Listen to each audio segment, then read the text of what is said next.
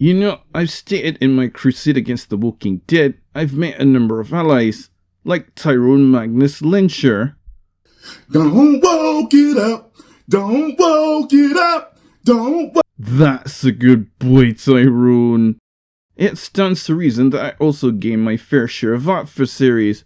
One particular thorn in my side is a black YouTuber, Th3Birdman. I'm assuming he's black because he couldn't even spell his own username correctly. That name is straight fire, he must have thought to himself. You better axe somebody. He apparently started out as a competitive Street Fighter player with Blanca as his main. Probably because he's so anti-white, he had to pick the one character with a skin tone that couldn't possibly be mistaken for Caucasian. Now, I don't play a lot of Street Fighter myself, but when I do, I've always had a preference for Dan Hibiki. Sure, he's Chinese, or Japanese, I don't know, but at least the design team had the decency to give him a proper Christian name, instead of something like Ryu or DJ. He and I also have a lot in common. We're both top-tier professionals in our respective fields, and drop nothing but authentic truth on our followers. Th3Birdman's made a habit of dissecting my videos, like a stray dog happily snacking on my leftovers. Which is no surprise, since the one thing you can't accuse black people of is being creative. Obviously, since I'm a perfect specimen of white male supremacy, there's no flaws for him to find in my content. I mean, he had the audacity to say I contradict myself in my Thunderbolts asterisk review. Didn't you just complain about pointless exposition? Now you're asking for more of it? Sneaky, sneaky.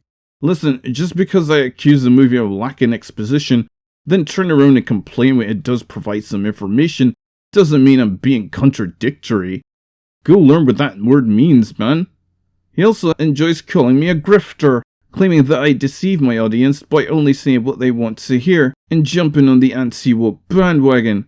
The only evidence he could provide for this is when I claim there's nothing appealing about the chubby Elena as the Black Widow BBW, even though in my review of Black Widow, I stated that she was my favourite part of the film. Really grasping at straws there, TH3. And yeah, I did say that a sentry is poorly explained, even though a large portion of the runtime is dedicated to how he came to be. Saying that the Sentry isn't well explained in the film is a blatant lie. The film goes out of its way to show you the character's capabilities and to show you his mental state, which is where the void comes from. Sneaky, sneaky. But I fell asleep during those parts. It's not my fault the movie's so boring and acts as a natural sedative. Maybe if they injected some more straight white males into the cast, instead of DEI hires and girl bosses, I'd be able to sit through it. Which brings me to what's probably by far the worst hot take this guy has. Insinuating I'm some sort of closeted alphabet person because I'm always going on about how modern Hollywood treats male characters. Drinker's focus is always on how the man is treated in these movies, and he basically hates every female character. I think we have the solution. Would you prefer a male companion? And the fact that I don't find Florence Pugh appealing. I mean, who in the world would ever think that this is attractive? Just look at her. It's further proof of Th3Birdman's blackness. They always go for that chubby white girl. This one's thick! So, of course, I'd rather spend my time talking about this. What was I saying again? Oh, yeah. Sneaky, sneaky. It's just an example of a small, insignificant YouTuber desperately trying to use my name as a failed claim to fame, with the only tools at his disposal being common sense, deductive reasoning, keen analytical skills, and factually quoting established statements, which he also uses to expose other alleged grifters like Nerdrotic, who's always been the Iago to my Jafar. Sneaky, sneaky. Not exactly compelling stuff. Let me put it in terms you'll understand. Ain't nobody got time for that.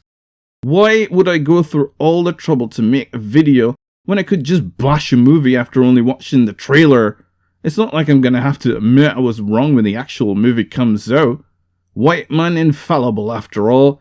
That's as sure as 2 + 2 makes 5. As one of my favourite straight white male Street Fighter characters would say. Too easy.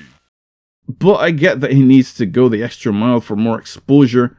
I mean, he's barely got any subscribers. Probably because there isn't anything on his channel worth viewing aside from my name and titles. You know what? I'm just gonna go watch Predator.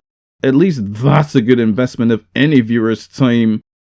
Ah, Predator. You can say my name anytime you want.